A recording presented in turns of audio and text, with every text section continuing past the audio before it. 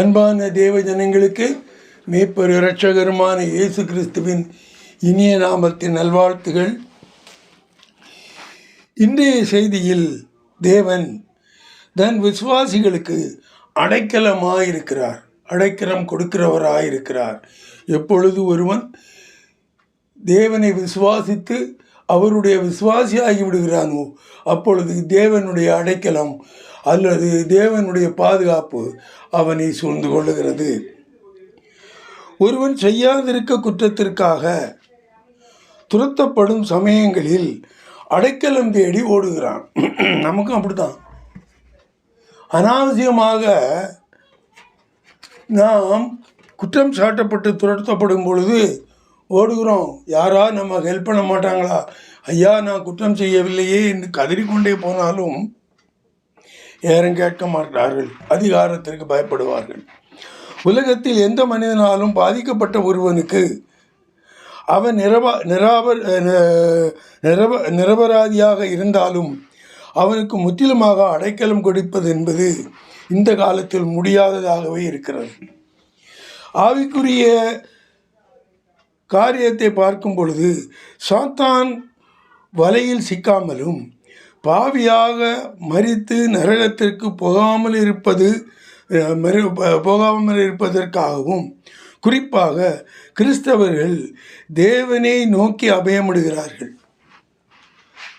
தான் பாவியாகி விடக்கூடாது என்பதற்காக ஆண்டவரே, எனக்கு அநேக பாவங்கள், அநேக சாத்தானுடைய நெருக்கடிகள் வருகிறது. சாத்தான் வரமாட்டான் டைரக்டா. அவனுடைய பிரதிநிதிகளை வித்தியாசமான நிலையில் அனுப்புவான். தன்னை விசுவாசிப்பவர்கள் தன்னிடம் விண்ணப்பிக்கும் பொழுது அல்லது அடைக்கலம் கோரும் பொழுது கர்த்தர் தன் சிட்டையின் கீழ் அடைக்கலம் கொடுக்கிறார் என்பதை பழைய ஏற்பாட்டு காலத்திலே சங்கீதத்திலே சொல்லப்பட்டிருக்கிறது. இது எல்லோருக்கும் தெரிந்த சங்கீதம் 91:2-9 வரை வாசிப்பீர்களே. ஆனால் நான் கர்த்தரை நோக்கி, நீர் என் அடைக்கலம், என் கோட்டை, என் தேவன், நான் நம்பி இருக்கிறவர் என்று சொல்லுவேன். அவர் உன்னை வேடனுடைய கண்ணிக்கும் பாழாக்கும் கொள்ளை நோய்க்கும் தப்புவிப்பார். அவர் தமது சிறகுகளாலே உன்னை மூடுவார். அவர் செட்டைகளின் கீழே அடைக்கலம் புகுவாய். அவருடைய சத்தியம் உனக்கு பரிசையும் கேடகமும் ஆகும். இரவில் உண்டாகும் பயங்கரத்துக்கும் பகலில் பறக்கும் அம்புக்கும் இரவில் நடமாடும் கொள்ளை நோய்க்கும் மத்தியானத்தில் பாழாக்கும் சங்காரத்துக்கும் பயப்படாதிருப்பாய். உன் பக்கத்தில் 1000 பேரும் உன் வலதுபுறத்தில் 10,000 பேரும் விழுந்தாலும் அது உன்னை அணுகாது. உன் கண்களால் மாத்திரம் நீ அதை பார்த்து துன்மார்க்கருக்கு வரும் பலனை காண்பாய். எனக்கு அடைக்கலமாய் இருக்கிற உன்னதமான கர்த்தரை உனக்கு தாபரமாக கொண்டாய். அடுத்ததாக மேற்கொண்டு இன்றைய காலகட்டத்தில் தேவனுடைய அடைக்கலம் அவருடைய விசுவாசிகளுக்கு எப்படி அமைக்கப்படுவதாக கூறப்படுகிறது என்பதை தியானிக்கும் முன் பழைய ஏற்பாட்டு காலத்தில் இந்த மாதிரியான குற்றவாளிகளுக்கு, அதாவது எதேச்சையாக நடந்துவிட்ட குற்றத்தின் நிமித்தம் நியாய தீர்ப்பு அளிக்கப்படும் வரை அடைக்கலம் எப்படி கொடுக்கப்பட்டது என்பதையும் அதற்காகவே அடைக்கல பட்டணங்கள் நிறுவப்பட்டன என்பதையும் நாம் பழைய ஏற்பாட்டு காலத்தில் வாசித்தோம். அவைகளை திரும்ப எடுத்து சொல்லி இப்பொழுது கொடுக்கப்படுகிற அடைக்கலமும் கிட்டத்தட்ட அதே அடிப்படையில் தான் கொடுக்கப்படுகிறது. தேவன் 2-3 ஸ்டாண்டர்டுகள் வைப்பது கிடையாது. அப்பொழுது எப்படி கொடுக்கப்பட்டதோ, யாருக்கு அடைக்கலம் கொடுக்கப்பட்டதோ அதே மாதிரி தான் இன்றும் நடக்கிறது என்பதை தியானிக்கலாம். முதலாவது, கர்த்தரால் மோசேயின் மூலம் பழைய ஏற்பாட்டில் அடைக்கல பட்டணங்கள் ஏன் எதற்காய் கொடுக்கப்பட்டது? இதை எண்ணாமம் 35:9-12 வரை வாசிப்பீர்களே ஆனால் தெரியும்.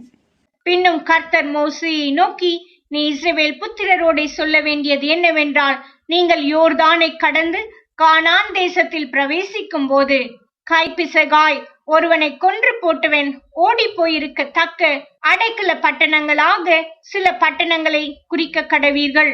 கொலை செய்தவன் நியாய சபையிலே நியாயம் விசாரிக்கப்படும் முன் சாகாமல் பழி வாங்குகிறவன் கைக்கு தப்பி போயிருக்கும்படி அவைகள் உங்களுக்கு அடைக்கல பட்டணங்களாய் இருக்க கடவது.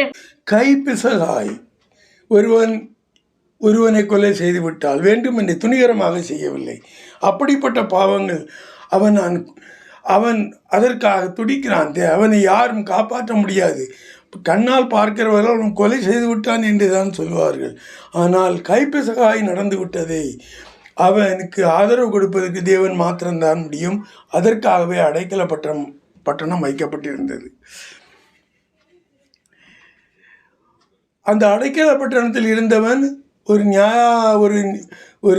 நியாய தீர்ப்பு குழு, ஒரு நியாயம் விசாரிக்கும் குழு ஏற்பட்டு நியாயம் விசாரிக்கப்பட்டு தீர்க்கும் வரையில் அங்கே இருப்பான். அல்லது அந்த பிரதான ஆசாரியன் மறிக்கும் வரைக்கும் அவன் அங்கேயே இருப்பான் என்று சொல்லப்பட்டிருக்கும்.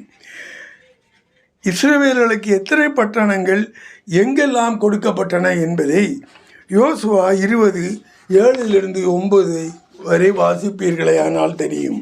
அப்படியே அவர்கள் நப்தலியின் மலை தேசமான கலிலேயாவில் உள்ள கேதேசையும், எபிராயிமின் மலை தேசத்தில் உள்ள சீகேமையும், யூதாவின் மலை தேசத்தில் உள்ள எபிரோன் ஆகிய கீரியாத் அர்பாவையும் ஏற்படுத்தினார்கள். எரிகோவில் இருக்கும் யோர்தானுக்கு அக்கறையான கிழக்கிலே ரூபன் கோத்திரத்திற்கு இருக்கும் சமபூமியின் வனாந்திரத்தில் உள்ள பேசேரையும், காத் கோத்திரத்திற்கு இருக்கும் கீலேயாத்தில் உள்ள ராமோத்தையும், மனாசே கோத்திரத்திற்கு இருக்கும் பாசானில் உள்ள கோலானையும் குறித்து வைத்தார்கள்.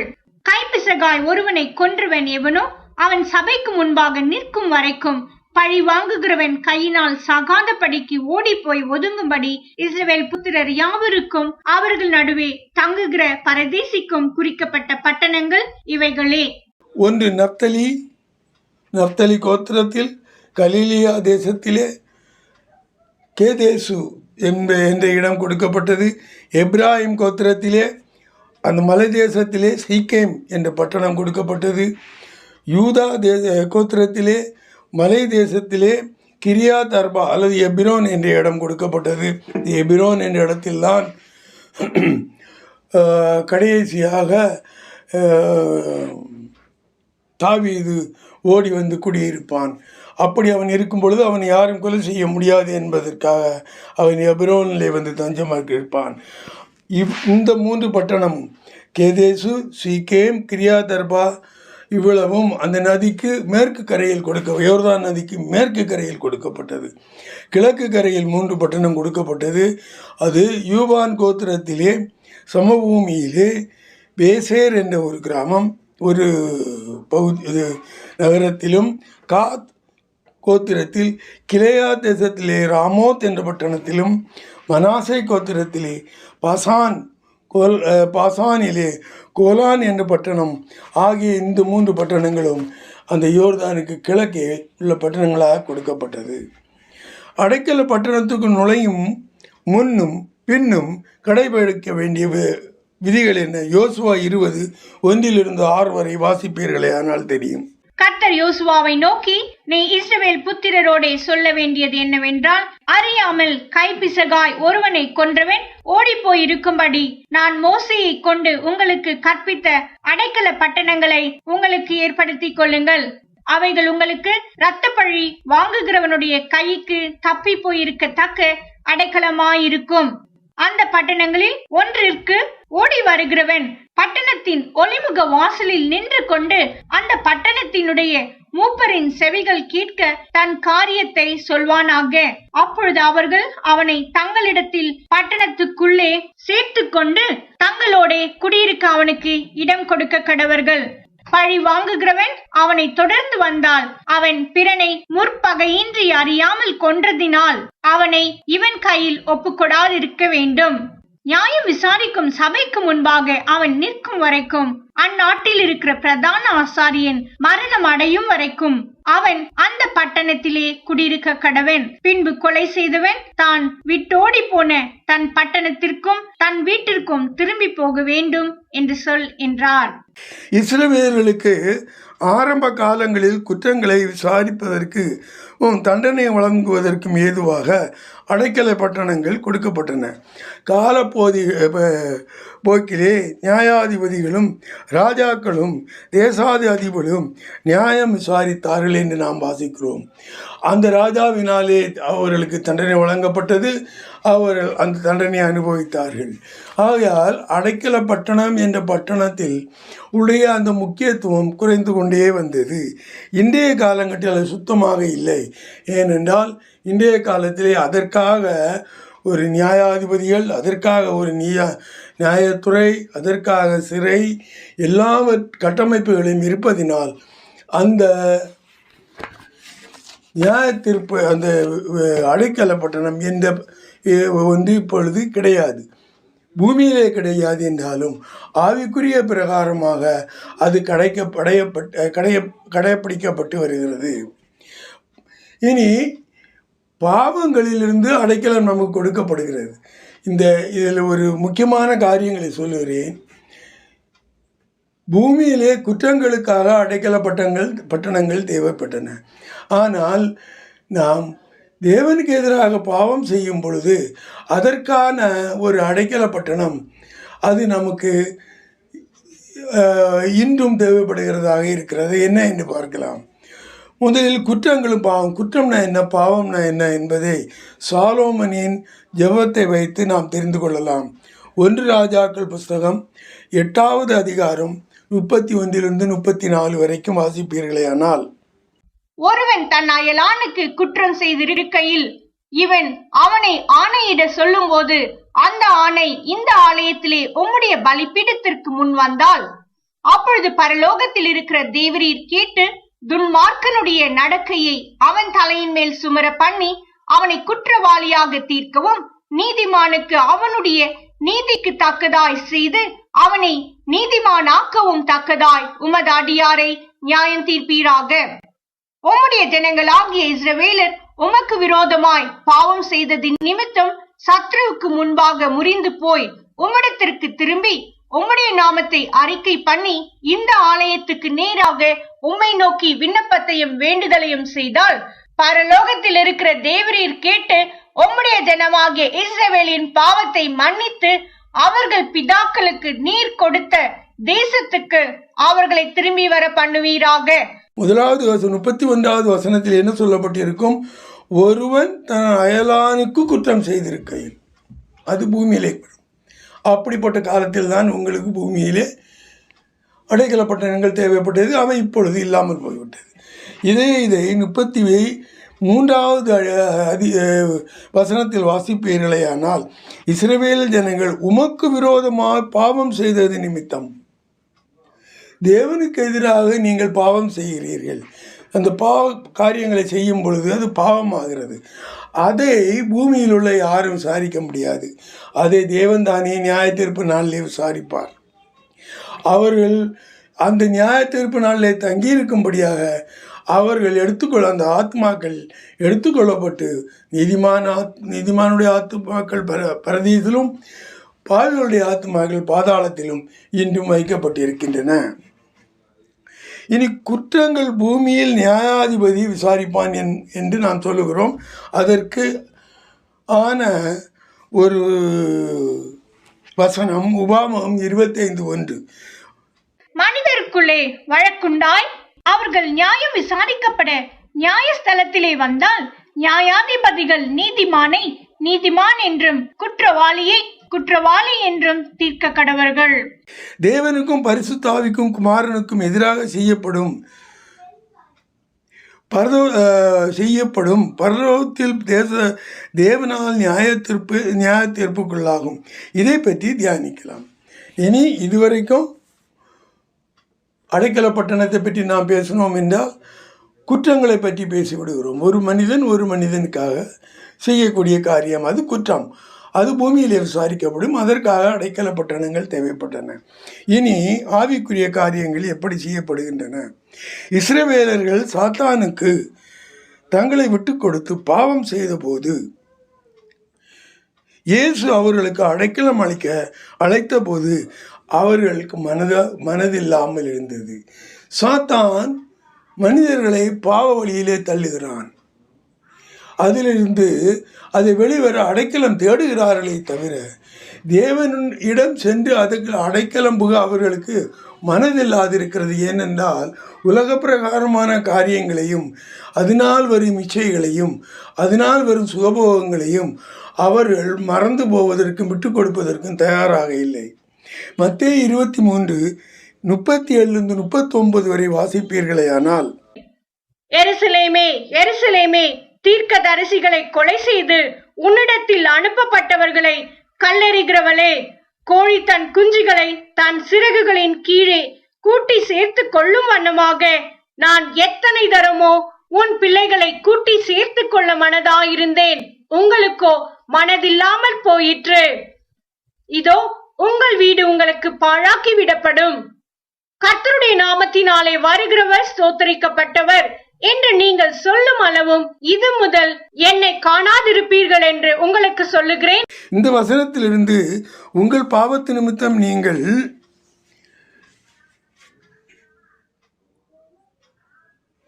கர்த்தரால் அடைக்கலம் கொடுக்கப்படும். வாருங்கள், என்னிடம் அடைக்கலம் பெற்றுக்கொள்ளுங்கள், என்னுடைய செட்டையின் கீழ் வாருங்கள் என்று அழைத்த பொழுது அதை ஏற்றுக்கொள்வதற்கு அவர்கள் தயாராக இல்லை. இனி தேவனாகிய கர்த்தரை விசுவாசித்து அவர் கட்டளை வழிகளில் நடக்கும் பொழுது அவருடைய விசுவாசிகளுக்கு அவர் அடைக்கலம் தருகிறார். அந்த அடைக்கலமாக நாம் போய்விடும் பொழுது நமக்கு என்னென்ன காரியங்கள் நடக்கிறது என்பதை சங்கீதம் 91:10-16 வரை வாசிப்பீர்களேயானால், ஆகையால் பொல்லாப்பு உனக்கு நேரிடாது, வாதை உன் குடாரத்தை அணுகாது. உன் வழிகளில் எல்லாம் உன்னை காக்கும்படி உனக்காக தம்முடைய தூதர்களுக்கு கட்டளையிடுவார். உன் பாதம் கல்லில் இடராத படிக்கு அவர்கள் தங்கள் கைகளில் ஏந்தி கொண்டு போவார்கள். சிங்கத்தின் மேலும் விரியன் பாம்பின் மேலும் நீ நடந்து பாலசிங்கத்தையும் வலு சர்ப்பத்தையும் மிதித்து போடுவாய். அவன் என்னிடத்தில் வாஞ்சையா இருக்கிறபடியால் அவனை விடுவிப்பேன். என் நாமத்தை அவன் அறிந்திருக்கிறபடியால் அவனை உயர்ந்த அடைத்திலே வைப்பேன். அவன் என்னை நோக்கி கூப்பிடுவான், நான் அவனுக்கு மறு உத்தரவு அருளி செய்வேன். ஆபத்தில் நானே அவனோடு இருந்து அவனை தப்புவித்து அவனை கனப்படுத்துவேன். நீடித்த நாட்களால் அவனை திருப்தியாக்கி என் ரட்சிப்பை அவனுக்கு காண்பிப்பேன். இனி சாத்தான் தேவன் தன் விசுவாசிகளுக்கும் அவனுக்கும் உண்டான எல்லாவற்றிற்கும் வேலியிட்டு அடைக்கலம் கொடுத்து பாதுகாக்கிறார் என்பதை அறிவான். அதை சொல்லியும் காண்கிறான். தேவன் தனது முக்கியமான காரியம் இங்கு வெளிப்படுகிறது. 3 ஆக்சுவலாக 2 எக்ஸாம்பிள் உதாரணம் சொல்லுகிறேன். அதிலிருந்து முக்கியமான காரியம் நமக்கு வெளிப்படுகிறது. தேவன் தன்னை ஒருவன் விசுவாசித்தால் அவன் நிமித்தம் அவனுக்கு உண்டான எல்லாவற்றையும் சுற்றி அவர் அக்னியிலே வேலியிட்டு பாதுகாக்கிறார். ஒரு குடும்பத்தில் ஒருவன் விசுவாசியாக இருந்தால் கூட அவன் நிமித்தமாக அவனுக்கு சொந்தமான அந்த குடும்பத்துக்கு சொந்தமான எல்லாவும் பாதுகாக்கப்படுகிறது என்பது இதிலிருந்து தெரிகிறது. ஆகையால் விசுவாசிகளுக்கு இன்றைய காலங்கட்டில் என்ன நடக்கிறது என்பதை முதலில் ஒரு உதாரணம் யோபு 1:6-10 வரை வாசிப்பீர்களேயானால், ஒரு நாள் தேவபுத்திரர் கர்த்தருடைய சந்நிதியில் வந்து நின்ற போது சாத்தானும் அவர்கள் நடுவிலே வந்து நின்றான். கர்த்தர் சாத்தானை பார்த்து, நீ எங்கிருந்து வருகிறாய் என்றார். சாத்தான் கர்த்தருக்கு பிரதியுத்தரமாக, பூமி எங்கும் உலாவி அதில் சுற்றி திரிந்து வருகிறேன் என்றான். கர்த்தர் சாத்தானை நோக்கி, என் தாசனாகிய யோபின் மேல் கவனம் வைத்தாயோ? உத்தமனும் சன்மார்க்கனும் தேவனுக்கு பயந்து பொல்லாப்புக்கு விலகுகிறவனும் ஆகிய அவனை போல பூமியில் ஒருவனும் இல்லை என்றார். அதற்கு சாத்தான் கர்த்தருக்கு பிரதியுத்தரமாக, யோபு விருதாவாகவா தேவனுக்கு பயந்து நடக்கிறான்? நீர் அவனையும் அவன் வீட்டையும் அவனுக்கு உண்டான எல்லாரையும் சுற்றி வேலி அடைக்கவில்லையோ? அவன் கைகளின் கிரியையை ஆசீர்வதித்தீர். அவனுடைய சம்பத்து தேசத்தில் பெருகிற்று. இங்கே என்ன சொல்லப்பட்டிருக்கிறது? உத்தமனும் சன்மார்க்கனும் தேவனுக்கு பயந்து பொல்லாப்பில் பொல்லாப்பிலிருந்து விலகுகிறவனுமாகிய அவனை போல பூமியில் ஒருவன் இல்லை என்றார். அவர் கொடுக்க சர்டிஃபிகேட்டை பாருங்க. இப்படிப்பட்டவனுக்கு அவர் அடைக்கலம் கொடுக்கிறார். எப்படிப்பட்டவனுக்கு? ஒருவன் உத்தமனாக தேவனுடைய உத்தமமான வழிகளில் நடக்க வேண்டும், சன்மார்க்கன் தேவனுடைய மார்க்கத்திலே நடக்க வேண்டும், தேவனுக்கு பயந்து அவருடைய கட்டளையின்படி நடக்க வேண்டும், பொல்லாப்புகளின் விலகி நீங்கள் நடப்பீர்களே ஆனால் உங்களுக்கு தேவனுடைய அடைக்கலம் ஆட்டோமேட்டிக்காக வந்துடும்.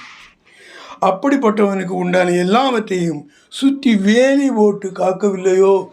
இது சாத்தானுக்கு தெரிந்திருக்கிறது என்று இங்கு சொல்லப்பட்டிருக்கிறது. அது நமக்காக வேண்டிதான் இங்கு அது எழுதப்பட்டு சொல்லப்பட்டிருக்கிறது. இன்னும் ஒரு இந்த மாதிரியான ஒரு உதாரணத்தை சொல்லுகிறேன். எலிசா தீர்க்கதரிசி வாழ்ந்த காலத்தில் சீரிய ராஜா இஸ்ரவேல் ராஜாவிற்கு யுத்தம் பண்ணும்போது யுத்தத்திற்கு போகும்போது அவனுடைய இராணுவ ரகசியங்களை எல்லாம் இஸ்ரவேல் ராஜாவிற்கு அறிவித்ததுமன்றி போரில் வெற்றி கொள்ளும்படி வழிகளையும் அறிவித்து வந்தான் எலிசா என்ற தீர்க்கதரிசி. இது சிறிய ராஜாவுக்கு அறிவிக்கப்பட்ட பொழுது அவன் கோபம் கொண்டு அந்த எலிசா தங்கியிருந்த அவனுடைய அந்த கேம்ப், அவன் தங்கியிருந்த இடத்தை சுற்றி அவன் முற்றுகை போட்டான். இராணுவங்களை எல்லாம் அனுப்பி அவன் ஆஃப்டால் ஒரு தீர்க்கதரிசி, அவனிடம் ஒன்றும் கிடையாது, இராணுவத்தை கொண்டு வந்துட்டான். ஏனென்றால் அவனுக்கு என்ன சொல்லப்பட்டது? நீர் எவ்வளவு ரகசியமாக யாரிடம் பேசினாலோ அவைகளெல்லாம் அங்கு இருக்கிற எலிசா கேட்டு அவன் ராஜாவுக்கு சொல்லிவிடுகிறான் என்று சொல்லப்பட்டது தான் அவனுக்கு கோபமாக வந்தது. தம் இராணுவ பிளான், அவன் எங்கே போகணும், எங்கே வரணும், எப்படி போகணும் எல்லாமே அந்த ராஜாவுக்கு தெரிந்து விடுகிறது. ஆகவே அவனுடைய எல்லா டாக்குகளிலிருந்தும் அவன் தப்பித்து விடுகிறான். 2 ராஜாக்கள் புஸ்தகம் 6ஆம் அதிகாரம் 14-17 வரை வாசிப்பீர்களேயானால், அப்பொழுது அவன் அங்கே குதிரைகளையும் ரதங்களையும் பலத்த இராணுவத்தை அனுப்பினான். அவர்கள் ராக்காலத்திலே வந்து பட்டணத்தை வளைந்து கொண்டார்கள். தேவனுடைய மனுஷனின் வேலைக்காரன் அதிகாலமே எழுந்து வெளியே புறப்படுகையில் இதோ இராணுவமும் குதிரைகளும் ரதங்களும் பட்டணத்தை சுற்றி கொண்டிருக்க கண்டான். அப்பொழுது வேலைக்காரன் அவனை நோக்கி, என் ஆண்டவனே, என்ன செய்வோம் என்றான். அதற்கு அவன், பயப்படாதே, அவர்களோடு இருக்கிறவர்களை பார்க்கிலும் நம்மோடு இருக்கிறவர்கள் அதிகம் என்றான். அப்பொழுது எலிசா விண்ணப்பம் பண்ணி, கர்த்தாவே, இவன் பார்க்கும்படி இவன் கண்களை திறந்தருளும் என்றான். உடனே கர்த்தர் அந்த வேலைக்காரன் கண்களை திறந்து, இதோ எலிசாவை சுற்றிலும் அக்னிமயமான குதிரைகளாலும் ரதங்களாலும் அந்த மலை நிறைந்திருக்கிறதை அவன் கண்டான். இங்கு தேவன் எலிசா என்று தன்னுடைய தீர்க்கதரிசி, தன் நிமித்தமே வாழுகிறவனுக்கு, அவனுக்கு எல்லாமே தானே என்று இருக்கிறதினால் அவனுக்கு உண்டான எல்லாவற்றையும் வேலியை அக்னி வேலி போட்டதுமல்ல, அக்னி இராணுவத்தினால் பாதுகாக்கிறார் என்று நாம் பாதுகாக்கிறோம். ஆகையால் நீங்கள் விசுவாசிக்கிறவர்கள் பயப்பட வேண்டிய தேவையே இல்லை. நீங்கள் பாதுகாக்கிறீர்கள், அது உங்களுக்கு தெரியாது. தேவனுடைய பாதுகாப்பை நீங்கள் கண்டுகொள்வதில்லை. ஆனால் தேவன் உங்களை பாதுகாக்கிறார், தேவன் உங்களுக்கு அடைக்கலமாக இருக்கிறார் என்பதை நீங்கள் விசுவாசியுங்கள். இன்னொரு காரியம், தேவன் அந்த ரூத்து, மோவாபிய பெண்ணான ரூத்துக்கு அடைக்கலம் கொடுத்தார் என்று ரூத்து புஸ்தகத்தில் சொல்லப்பட்டிருக்கும். ரூத் என்று சொல்பவள் மோவாபிய பெண். மோவாபிய பெண்ணை, மோவாபியர்களை யூதர்களுக்கு பிடிக்காது, தேவனுக்கும் பிடிக்காது. அவர்கள் பிறப்பிலிருந்தே அவர்களுடைய காரியங்கள் எல்லாம் தேவனுக்கு அருவருப்பானவை. ஆனால் அந்த மோவாபிய பெண் அடைக்கலமாக வந்ததினால் அவளுக்கு அடைக்கலம் கொடுத்தது மட்டுமின்றி அவளிலிருந்து அந்த மீட்பர் வீணப்பட்ட இயேசு கிறிஸ்து அவளுடைய வம்சத்திலிருந்து தோன்றவும் அவர் செய்தார். இது மிகப்பெரிய ஸ்லாக்கியம். தேவன் அபரீதமான காரியங்களை செய்து விடுகிறார். நாம் எதிர்பார்க்கும் வகைக்கும் கூடுதலாக காரியங்களை நாம் செய்து விடுகிறார். ரூத் 2:12 வாசகத்தை வாசிப்போமானால், உன் செய்கைக்கு தக்க பலனை கர்த்தர் உனக்கு கட்டளையிடுவாராக. இஸ்ரவேலின் தேவனாகிய கர்த்தருடைய செட்டைகளின் கீழ் அடைக்கலமாய் வந்த உனக்கு அவராலே நிறைவான பலன் கிடைப்பதாக என்றான். இதிலிருந்து தெளிவாக விளங்குகிறது, தேவன் உங்களை ஏற்றுக்கொள்வதற்கு அவர் மேலுள்ள விசுவாசம் தான் தேவை. அவர் மேல் என்ன விசுவாசமாக இருக்கிறீர்கள், உங்களிடம் வேறு எதுவுமே கிடையாது. நீங்கள் விசுவாசித்தீர்கள், மீது எல்லாவற்றையும் அவரே செய்து விடுகிறார். உங்களை மறுபடி பிறக்க வைப்பது, உங்களை ரட்சிக்க வைப்பது எல்லாவற்றையும் அவரே செய்து விடுகிறார். நீங்கள் உங்கள் விசுவாசத்தில் உறுதியாய் நில்லுங்கள். சாத்தான் விடமாட்டான். அவன் விசுவாசத்திற்கு உறுதுணையாக இருக்கக்கூடிய எல்லா காரியங்களையும் கழித்து போடுவான். என்றாலும் நீங்கள் தேவனுக்கு போடு அறிக்கையிட்டு அவரோடு கூட இருப்பீர்களேயானால், அவரை விசுவாசத்தை நிலை நிற்பீர்களேயானால் உங்களுக்கு அவர் அடைக்கலமாக இருப்பார். அன்பான பிதாவே, ஆதிகாலம் முதல் தேவனுடைய ஆதரவை வேண்டு கொள்ளுகிறவரை புறந்தள்ளாமல் அவர்களுக்கு அடைக்கலம் கொடுத்து எல்லாவருக்கும் அடைக்கலம் கொடுத்து காப்பாற்றி வந்தார் என்பதை உமது பிள்ளைகளுக்கு சொன்னேன். இன்றும் உம்மை விசுவாசிக்கிறவர்களுக்கு, உத்தமமாயும் உண்மையாயும் விசுவாசிக்கிறவர்களுக்கும், உமது பாதையிலே நடப்பவர்களுக்கும், உமது கட்டளைகளை ஏற்றுக்கொண்டு அதன்படி நடப்பவர்களுக்கும் நீர் அடைக்கலமாக இருக்கிறீர்கள் என்பதை இந்த செய்தியின் மூலம் சொன்னேன். இதை அவர்கள் ஏற்றுக்கொள்ளும்படி செய்யும். அப்படி நீ செய்ய போவதற்காக கோடான கோடி ஸ்தோத்திரம். அன்பான பிதாவே, ஆமீன்.